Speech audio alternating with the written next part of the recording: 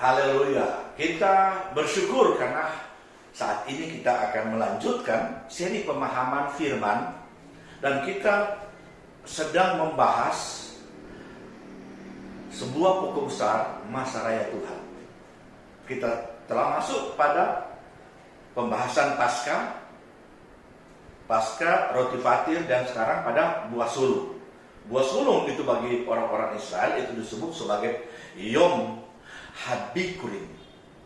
Dan sekarang kita akan melihat aplikasi doktrinal dari Hari Raya Buah Sulung. Memang tujuan dari buah sulung adalah untuk menunjukkan kepada manusia bahwa Allah adalah pemilik dari semua kekayaan kita. Dia memberikan kita kemampuan untuk mencapai keberhasilan dengan mengembalikan kepada Tuhan yang pertama dari produk kita. Kita mengakui sumbernya. Allah menyatakan bahwa buah sulung di atas tanah itu adalah miliknya, termasuk anak sulung ternak. Saudara bisa baca dalam Keluaran 22 ayat 29, 23 ayat 19, 34 ayat 26, dan banyak juga yang kita bisa rujuk untuk bisa membandingkan apa yang sementara kita bahas. Jadi bahwa buah sulung memang itu adalah sesuatu yang sangat penting bagi bangsa Israel. Karena buah sulung itu adalah sebuah pernyataan terbuka dari umat Israel bahwa semua yang mereka hasilkan di ladang pertanian, peternakan, dan sebagainya itu adalah milik Tuhan.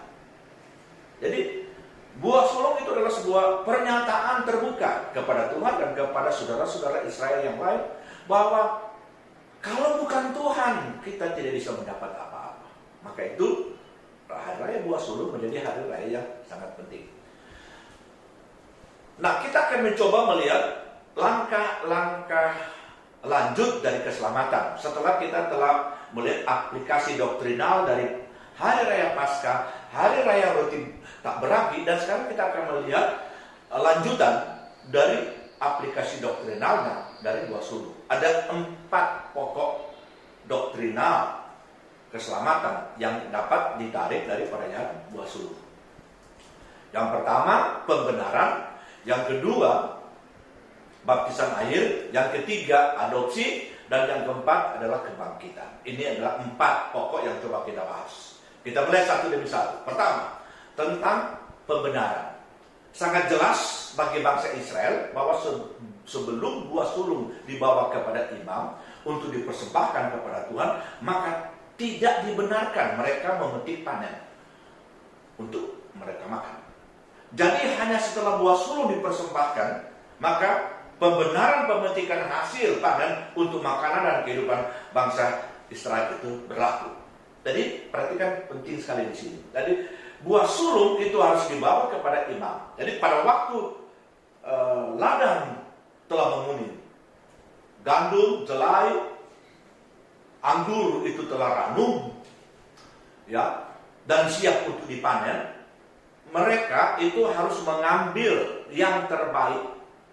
Mereka akan ikat yang terbaik, lalu kemudian mereka bawa ke bait Allah, ke rumah Tuhan, dan diserahkan kepada imam. Dan imam itu akan menimang-nimang hasil panen itu, buah sulung itu, kepada Tuhan. Setelah dia selesai timang dan berdoa, maka itu merupakan sebuah pernyataan bangsa ini atau orang-orang Israel ini dengan ikatan buah sulung itu dibenarkan untuk memetik seluruh yang ada di ladang di sana. Jadi itu adalah pembenaran untuk mereka bisa menikmati segala berkat yang telah Tuhan ini izinkan untuk mereka dapatkan sebagai hasil pertanian, hasil peternakan, dan sebagainya. Jadi kita lihat adalah penting, pembenaran, dibenarkan. Dari buah sulung itu adalah pembenaran. Nah, terminologi buah sulung itu mengacu pada bagian pertama dari panen. Jadi bagian pertama itu artinya diambil yang terbaik, itu bagian pertama dari panen, dan dibawa kepada imam untuk ditimbang-timbang kepada Allah. Ya, Ya, itu sebuah bagian yang didedikasikan pada Allah. Buah sulung adalah sebuah pembenaran janji akan panen yang lebih besar berikutnya. Dan persembahan buah sulung adalah sebuah cara untuk mengekspresikan kepercayaan pada pemeliharaan Allah.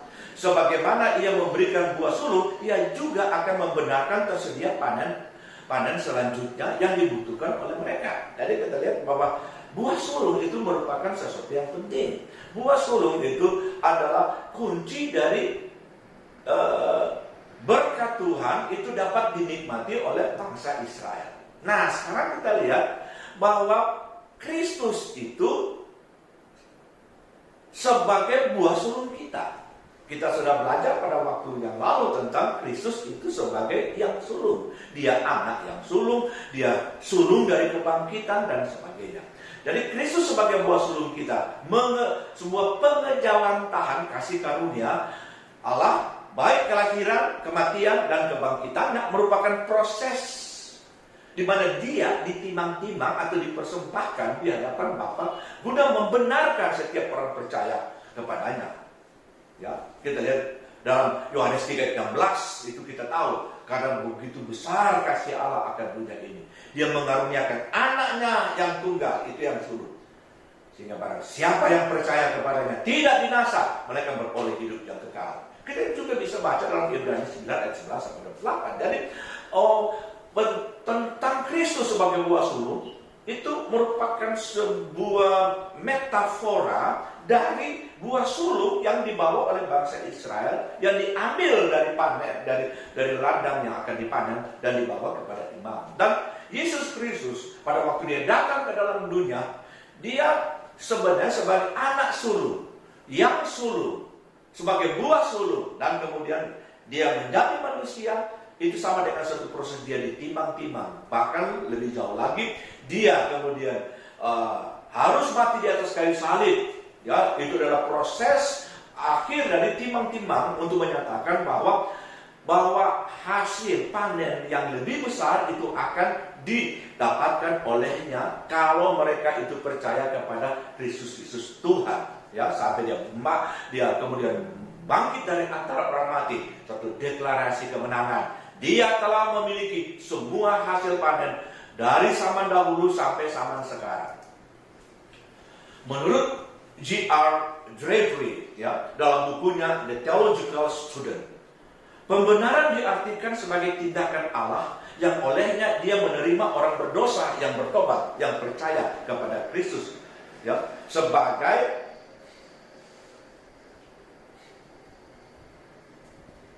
orang-orang yang di dalam kehidupannya itu telah diselamatkan. Ya, dalam berbagai kamus umum, kata membenarkan sebagai membuktikan atau menunjukkan benar atau sesuai dengan hukum. Membuktikan sebagai benar, menyatakan bebas dari kesalahan, memaafkan dan membersihkan. Jadi di sini kita lihat pembenaran itu artinya kita akan mengalami suatu peristiwa di mana tidak ada orang, bahkan setan pun akan mempersalahkan posisi kita karena kita telah dibenarkan. Pembenaran adalah tindakan yuridis Allah, di mana Ia menetapkan berdasarkan kebenaran Tuhan Yesus Kristus bahwa semua tuntutan sudah dipenuhi bagi orang-orang berdosa yang percaya kepadanya. Pembenaran ini tidak mempengaruhi kondisinya, tetapi kedudukannya, posisinya, dan dengan demikian berbeda dengan semua prinsip urutan keselamatan. Mereka yang dibenarkan memiliki damai dengan Tuhan dan jaminan keselamatan, seperti yang ditulis dalam Roma 5 ayat 1-10, dan memiliki warisan di antara mereka yang dikuduskan. Jadi kita lihat bahwa kita sudah berada pada posisi yang tepat setelah Yesus Kristus mati di atas kayu salib dan bangkit dari antara orang mati. Dia sebagai buah sulung yang ditimang-timang di hadapan Bapa Surgawi. Maka kita yang percaya kepadanya, kita berada pada posisi baru sebagai orang-orang benar. Haleluya. Sebagai orang-orang benar bukan cuma bisa memiliki right atau hak dan kebenaran untuk bisa menghadap Bapa Surgawi, untuk bersekutu dengan semua orang-orang percaya yang lain, tetapi dikatakan bahwa di sana kita kemudian memiliki hak warisan yang telah disiapkan oleh Bapa Surgawi bagi orang-orang yang percaya. Kita akan lihat pada bagian berikut tentang baptisan air. Jadi pembenaran itu satu doktrin yang kita bahas, dan kita bisa bahas panjang lebar tentang pembenaran. Sekarang kita lihat tentang baptisan air. Apa kaitannya? Ya, buah sulung dengan baptisan air. Nah, perayaan buah sulung adalah perayaan terakhir dari rangkaian masa raya Paskah. Proses Kristus sebagai Paskah kita cukup nyata. Dia telah mengalami proses ketaatan selaku anak domba yang menghampakan diri sebagai manusia. Dia mati di atas kayu salib sebagai orang berdosa. Kemudian bangkit kembali menerima kemenangan yang luar biasa. Kita pun menarik arti, pada dasarnya pengalaman baptisan air adalah pengalaman kemenangan. Pengalaman kemenangan. Jadi itu baptisan air adalah pengalaman kemenangan di mana kita menguburkan hidup kita yang lama untuk kemudian kita bangkit untuk berjalan dalam kehidupan yang baru. Kita sudah percaya, kita telah dilahirkan baru, tapi yang lama itu harus dikuburkan, dan itu adalah proses seperti yang kita kenal bahwa Yesus Kristus yang telah menanggung dosa kita, dia mati atas kayu salib dan dia dikuburkan, tapi kemudian pada hari ketiga dia bangkit. Nah, karena perayaan buah sulung merupakan gambaran dari kebangkitan Kristus, maka dengan sendirinya makna-makna berhubungan langsung dengan baptisan air. Dr. Piper dalam bukunya Christian Dogmatics berkata bahwa baptisan air secara jelas mengajarkan satu persamaan dengan kematian, penguburan, dan kebangkitan Kristus. Jadi kalau kita tadi secara metaforis kita kemudian mengakui bahwa perayaan buah sulung, hal buah sulung yang dibawa oleh bangsa Israel itu berkaitan dengan Yesus Kristus sebagai buah sulung, maka tentu saja apa yang kemudian digambarkan atau diekspresikan oleh buah sulung oleh Kristus Yesus itu juga harus kemudian kita ambil sebagai bahan pertimbangan untuk menetapkan kebenaran-kebenaran yang penting di dalamnya. Coba kita lihat apa yang dikatakan oleh Rasul Paulus kepada jemaat yang ada di Roma. Dalam Roma pasal 6 ayat 3 sampai 4. Atau tidak tahukah kamu bahwa kita semua telah dibaptis dalam Kristus, telah dibaptis dalam kematiannya. Dengan demikian kita telah dikuburkan bersama-sama dengan dia oleh baptisan di dalam kematian, supaya sama seperti Kristus telah dibangkitkan dari antara orang mati oleh kemuliaan Bapa, demikian juga kita akan hidup dalam kehidupan yang baru. Jadi kita melihat tentang bagaimana baptisan air itu selalu dihubungkan dengan kematian, penguburan, dan kebangkitan Kristus. Kalau kita bicara buah sulung, memang kalau kita bicara buah sulung adalah Kristus, itu semuanya itu berkaitan dengan Yesus yang disalibkan di atas kayu salib. Itu sebagai buah sulung yang ditimang-timang di hadapan Bapa Surgawi, lalu kemudian dia dikuburkan dan bangkit kembali. Nah, baptisan air itu juga cocok dengan apa yang sebentar kita bicarakan. Nah, coba kita lihat tentang masa bangsa Israel keluar dari Mesir, dibebaskan, tetapi mereka masih dikejar oleh orang Mesir, dikejar oleh semua hal-hal yang berkaitan dengan kondisi-kondisi yang berat, perbudakan dan sebagainya. Mereka tidak memiliki jalan keluar. Bagaimana mereka bisa lepas dari Mesir? Itu banyak kali kita sudah bertobat, kita sudah percaya kepada Tuhan, tapi kita terus-menerus dikejar oleh hal-hal yang bisa mencengkram dan memperbudak kita.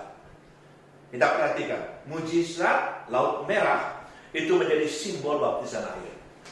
Pada hari itu bangsa Israel berjalan dalam kedalaman laut, tebraut Laut Merah, dan keluar di sisi yang lain dengan selamat. Jadi kita lihat, ini adalah jalan keluar yang dibukakan oleh Tuhan bagi bangsa yang sedang ketakutan, sedang dikejar oleh Firaun dan bala tentaranya. Tapi kemudian mereka berjalan selamat keluar lewat Laut Merah yang terbelah. Mereka berbaris ke dalam kubur yang besar. Itu kalau kita gambarkan sebagai baptisan, kubur yang besar. Dan Allah membangkitkan mereka di sisi seberang yang lain sebagai sebuah bangsa yang merdeka. Tidak ada lagi kekuatan Mesir yang bisa menjangkau. Firaun serta bala tentara Mesir tenggelam di dasar laut. Ketika bangsa Israel masuk ke dalam Laut Teberau, Laut Merah, dan muncul dengan selamat di sisi yang lain, mereka sedang menunjukkan bagaimana Allah akan memberikan keselamatan kepada seluruh dunia. Jadi kita lihat tentang menarik sekali apa yang dialami oleh bangsa Israel dan diaplikasikan dengan kehidupan perjalanan iman kita. Bahwa baptisan air bukan cuma sekedar upacara, di mana kita masuk ke dalam sebuah satu kolam atau di tempat yang banyak air dan kita keluar, bukan, tapi itu menggambarkan satu keyakinan baru iman bahwa kita tidak bisa lagi digugat, dikuasai oleh roh perbudakan duniawi, kekuatan-kekuatan yang salah. Kita merdeka di seberang karena semuanya itu telah terkubur. Karena perayaan buah sulung dilaksanakan pada urutan ketiga dari masa raya Paskah, dan pelaksanaannya nanti berlaku setelah bangsa Israel mengolah tanahnya sendiri di tanah perjanjian, maka pelaksanaan baptisan air harus dilaksanakan pada pribadi dewasa yang telah lahir baru, yang telah bertobat dan beriman, atau yang telah mengalami aspek-aspek tidak berarti. Jadi kita lihat kenapa sampai kita membaptis mereka yang sudah dewasa. Sebab orang yang masih kanak-kanak itu tidak bisa mengambil keputusan-keputusan yang penting dalam hidupnya. Dia itu masih di dalam pengawasan dan perlindungan total dari orang tuanya. Sedangkan baptisan, orang yang dibaptis adalah orang-orang yang dapat mengambil keputusan menguburkan hidup yang lama untuk kemudian mengambil kehidupan yang baru. Yang dimaksudkan dengan konsep dewasa bagi kita adalah kesanggupan seseorang untuk mengambil keputusan memberi diri untuk dibaptis setelah mendengar dan mengerti firman Allah. Dia harus mengerti hakikat keselamatan dan baptisan itu sendiri. Buah sulung adalah seikat buah yang telah matang. Jadi kita tidak bisa sembarangan membaptis orang. Apalagi masih kanak-kanak, kemudian kita bawa, kita percik, kita katakan sudah dibaptis. Itu adalah sesuatu pembodohan terhadap kebenaran-kebenaran ilahi. Kita harus tahu ini bagaikan buah sulung, buah yang sudah matang. Dia sudah harus mengambil keputusan sendiri. Aku akan dibaptis sama dengan Yesus pada waktu dia datang, ya, di zona Yordan, ya. Dan kemudian dia memberi keputusan akan dibaptis. Yohanes Pembaptis bilang, tidak layak aku akan melakukan itu. Bahkan membuka tali kasut pun aku tidak layak. Tetapi Tuhan bilang, laksanakan. Jadi dia matang, dia bilang, ini keputusan, ya, supaya aku dapat menggenapkan seluruh kebenaran ilahi. Nah, berikut kita masuk pada adopsi. Jadi tadi kita sudah bahas tentang pembenaran, lalu baptisan air, dan sekarang adopsi. Itu bagian ketiga. Nah, perhatikan, ikatan panen atau berkas hasil pertama dari penuaian diambil secara khusus, terpilih dari ladang tuaian dan dibawa kepada imam, ditempatkan pada posisi yang khusus dalam hadirat Allah. Peranannya memang cukup istimewa karena sebagai penentu bagi kehidupan umat Israel pada umumnya. Makna dari peranan berkas hasil panen pertama tersebut berbicara langsung kepada adopsi gereja Tuhan. Pengalaman adopsi atau pengangkatan anak merupakan jaminan posisi kita yang benar di hadapan Allah, sehingga kita memiliki hak dan keleluasaan menikmati segala berkat Allah yang tak terbatas itu. Nah, pemahaman adopsi yang berlangsung pada waktu itu, pada waktu kebenaran ini ditetapkan, itu berbeda dengan pemahaman adopsi yang sekarang. Kalau adopsi sekarang itu adalah anak orang lain yang oleh satu keluarga yang tidak punya anak ingin memelihara anak, maka dia akan mengikuti proses ya hukum secara benar, dibawa ke pengadilan atau dalam urusan-urusan tersebut, lalu kemudian anak orang lain itu menjadi anak dari keluarga ini. Itu disebut anak, itu diadopsi, anak diangkat menjadi anak kita. Jadi itu berbeda. Pada zaman kebenaran ini ditetapkan, sampai pada zaman Yesus, itu adopsi itu sebenarnya anak dari keluarga ini. Coba kita lihat penjelasan seperti ini. Adopsi dalam bahasa Yunani itu huiothesia, berarti menempatkan sebagai putra. Orang-orang percaya adalah anak-anak Allah lewat kelahiran baru dan adopsi. Dia dilahirkan sebagai anak dalam kelahiran baru, mengambil bagian dalam sifat ilahi dan nama. Pada saat yang bersamaan, dia meletakkan kita kepada satu posisi yang istimewa sebagai anak. Pada saat seorang dilahirkan kembali oleh Roh Kudus, dia akan menerima Roh Kudus. Namun tidak berarti dia telah dipenuhkan atau dibaptis oleh Roh Kudus. Setiap orang yang sudah lahir baru wajib bertumbuh dalam suatu langkah keanakan yang penuh. Jadi dia harus bertumbuh dari bayi, kanak-kanak, sampai dia akan benar-benar memiliki satu sifat dan karakter sebagai putra. Nah, pada waktu itu dilihat oleh keluarga sudah cocok, maka diadakan sebuah upacara pengangkatan atau adopsi, yang penempatan dia sebagai putra. Dan itu pekerjaan yang sekaligus dilakukan oleh Roh Kudus yang memproses seseorang yang telah menerima Yesus sebagai Tuhan dan Juru Selamat, dan kemudian dia bertumbuh dan dapat dinyatakan sebagai anak dalam adopsi, ya. Karena Roh Kudus telah melahirkan kita kembali, dan itu memungkinkan kita berseru Aba ya Bapa. Dr. Kevin Conner dalam bukunya The Foundation of Christian Doctrine mendefinisikan adopsi sebagai suatu tindakan kasih karunia Allah di mana seseorang telah dilahirkan baru, ditempatkan sebagai anak dan dianugerahi segala hak istimewanya sebagai putra. Jadi anak itu bertumbuh, lalu kemudian pada masanya ada sebuah upacara yang akan merupakan sebuah deklarasi kepada keluarga-keluarga lain, anak ini itu ditetapkan sebagai putra dari keluarga ini, sehingga semua hak waris, hak istimewa itu juga dihibahkan, diberikan kepada yang bersangkutan. Nah, orang-orang Roma pada zaman itu memiliki kebiasaan di mana pada saat tertentu yang ditetapkan oleh sang bapak atau hukum, anak laki-laki dan keluarga tersebut akan diadopsi secara formal dan sah. Anak itu akan ditempatkan dalam posisi anak yang sah dan diberi hak-hak istimewa sebagai seorang anak. Artinya, anak tersebut bukan anak orang lain, tetapi anak sendiri, anak kandung sendiri melalui kelahiran yang menjadi anak dan kemudian bertumbuh menjadi dewasa yang membawa nama keluarga.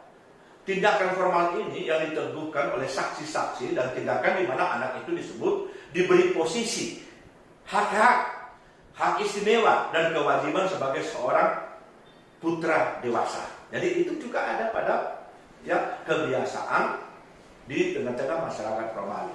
Ya, maka itu kata ini digunakan untuk disampaikan kepada kita bahwa kita harus terproses dengan baik, kita harus bertumbuh dan kita harus menampakkan diri sebagai orang yang bisa bertanggung jawab untuk keluarga Allah, dan Tuhan akan menyatakan kita sebagai putra yang sah. Seperti pada waktu Yesus keluar dari Sungai Yordan dan air baptisan, ada suatu deklarasi pernyataan dari Bapa Surgawi, inilah anakku yang kukasihi, kepadanya aku berkenan. Itu adalah peristiwa adopsi yang juga bisa menjadi bagian kita. Dan ini menggambarkan apa yang Allah lakukan di dalam Kristus bagi anak-anaknya yang rohani, ya, mengikuti kebiasaan alami. Jadi apa yang berlaku di tengah-tengah masyarakat Romawi dan Israel itu kemudian diambil oleh Tuhan Yesus untuk menggambarkan apa yang sedang Tuhan kerjakan bagi kita untuk menjadi putra-putra Allah. Allah menjadikan kita anak-anaknya melalui kelahiran kembali. Jadi kita menjadi bagian dari hakikat Allah Bapa kita.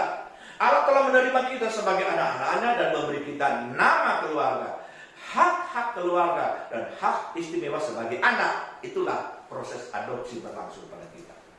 Sekarang kita masuk pada bagian yang terakhir dari aplikasi doktrinal, kebangkitan.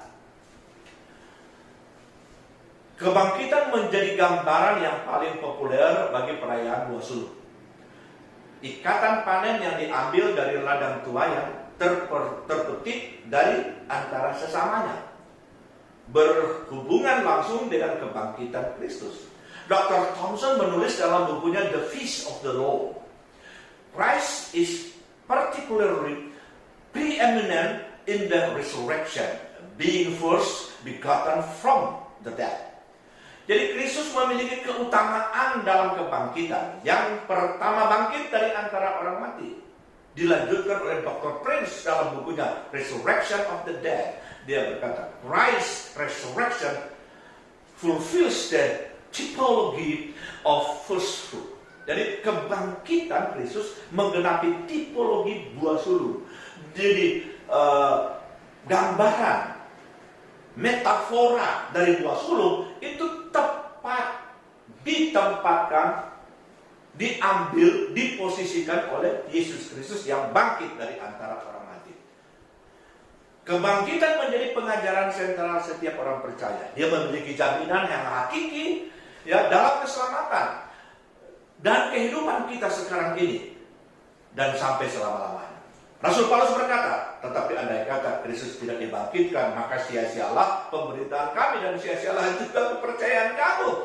Tetapi yang benar ialah bahwa Kristus telah bangkit sebagai yang sulung dari antara orang yang telah meninggal. Kristus sebagai buah sulung, sesudah itu mereka yang menjadi miliknya pada waktu kedatangannya.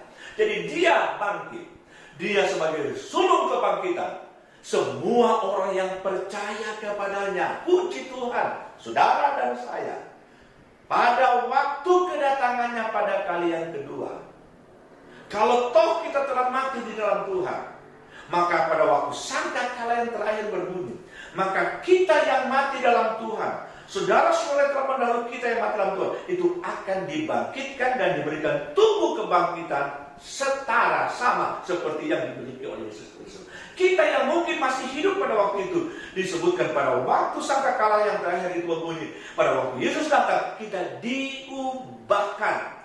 Bahkan dikatakan proses pengubahan begitu luar biasa sampai kita tidak menyadarinya. Kita telah berubah. Maksudnya tubuh kita telah memiliki tubuh kebangkitan. Just a twinkling of the eye. Itu adalah sebuah kebenaran yang luar biasa, bahwa kebangkitan menjadi hal yang sangat menakjubkan.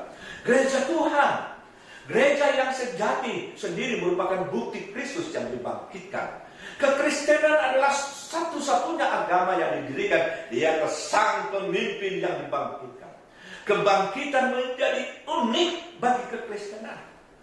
Semua agama besar, agama kecil yang mengatakan mereka adalah yang terhebat, semua agama itu didirikan di atas para pemimpin besar mereka yang mati tak pernah dibangkitkan. Kekristenan pada dia yang mati tetapi dia yang dibangkitkan. Kisah Rasul pasal 2 ayat 24 ayat 32, pasal 4 ayat 10, Roma 4 ayat 24 sampai 25, Roma 6 ayat 4, Kolose 2 ayat 12. Semua itu membuktikan gereja Tuhan itu memiliki seorang pemimpin yang agung. Dia mati bukan karena kesalahannya, dia mati untuk menanggung keselamatan kita. Suatu substitusi telah terjadi. Dia mengambil tempat kita, haleluya, supaya kita bisa hidup. Dan kemudian dia menguburkan semua kesalahan kita. Di atas kayu salib dia lepaskan semuanya itu. Lalu kemudian dia bangkit pada hari ketiga, mengantar kita dari kemenangan kepada kemenangan. Paskah memiliki aspek-aspek keselamatan yang konkret. Jadi kita sudah melihat tentang 3 perayaan Paskah. Paskah, roti tak beragi, dan buah sulur. Dan itu memiliki dasar-dasar yang sangat luar biasa sebagai bagian-bagian yang harus kita selami dalam hidup kita. Dia meletakkan suatu pola yang sangat menarik dalam doktrin Kristen, ya. Bagaikan akar-akar pada satu pohon secara kukuh menahan pohon itu dari terjangan angin untuk tetap berdiri kokoh. Dengan mempelajari dan mengamalkan masyarakat Paskah secara benar, maka kita telah berhasil membangun suatu fondasi kekuatan kekristenan kita yang kuat dan kokoh. Dan kita bisa memiliki kemampuan untuk bergerak maju untuk mencapai kesempurnaan gereja Tuhan.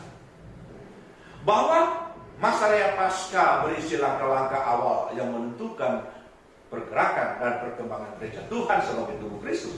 Sebagaimana kemerdekaan, kelepasan, perjalanan umat Israel yang didasari oleh Paskah, maka semua konsep keselamatan gereja oleh pengajarannya harus didasarkan kepada Kristus tersalib. Kata Dr. Prince, ya, dasar yang benar dari kehidupan Kristus adalah Kristus sendiri.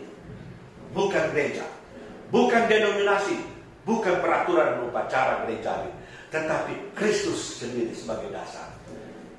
Maka itu kita bersyukur dalam buah sulung kita telah melihat, ya, dasar-dasar yang baik untuk melengkapi dasar yang lain.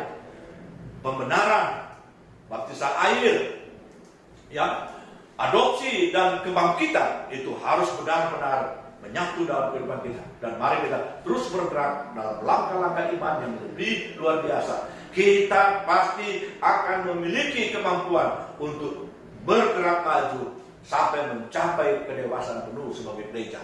Tidak peduli dengan apapun yang kita alami itu. Terima kasih. Dalam nama Yesus, puji Tuhan kita berdoa. Terima kasih Tuhan, kami telah menerima kebenaran yang berkaitan dengan buah sulur dalam aplikasi doktrinalnya sangat luar biasa. Kami akan mengakhiri pembahasan kami pada hari ini dalam nama Yesus. Haleluya. Amin.